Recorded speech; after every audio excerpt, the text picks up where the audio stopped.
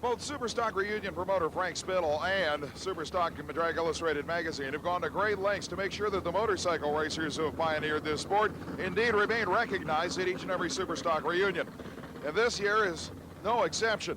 One of the single most remarkable motorcycles that had ever graced the sport in its era, the mid-1970s model of Oklahoman Marion Owens, a twin-engine Harley-Davidson that indeed dominated the scene back in the mid-1970s. Now, not only did this motorcycle win the NHRA U.S. Nationals in 1977, it also won what at the time was the largest single gathering of motorcycles each year in the summer during an event in Bowling Green, Kentucky. Marion Owens dominated that event as well, but this was one of the last of the really seriously competitive multi-engine Harley-Davidsons. But it still flies even with his son Bruce at the handlebars. Marion, for a modern-day fan to look at this motorcycle compared to the current bikes with all their aerodynamic tricks and every other goodie available, these things were so stark, it's not even funny. They were really nothing more than a motorized pair of wheels with somebody steering it.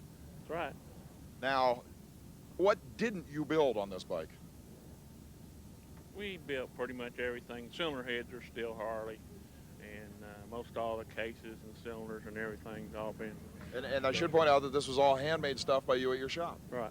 Now, when did Bruce become involved with the operation? Oh, he's been kind of off and on for 4 or 5 years. He rode it a little bit before he had his accident. He had a street wreck and got his hip kind of screwed up. And then he set this bike up, this chassis. He built this chassis himself. He set it up so he could ride it, and it narrowed up the seat area a lot from where we had the old bike.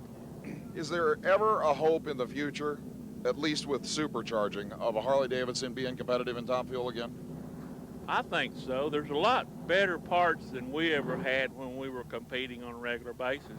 It's got to please you, though, to see the amount of media attention that motorcycle racing is finally receiving. Oh, yeah, it's just, you know, the popularity of just the Harleys themselves makes a lot better sponsorship proposals and stuff because, you know, everybody, I mean, you look at on TV and all the, you know, everybody that's anybody's got a Harley anymore, and it's kind of a status quo. Well, we never looked at it that way. We just used them for transportation and racing.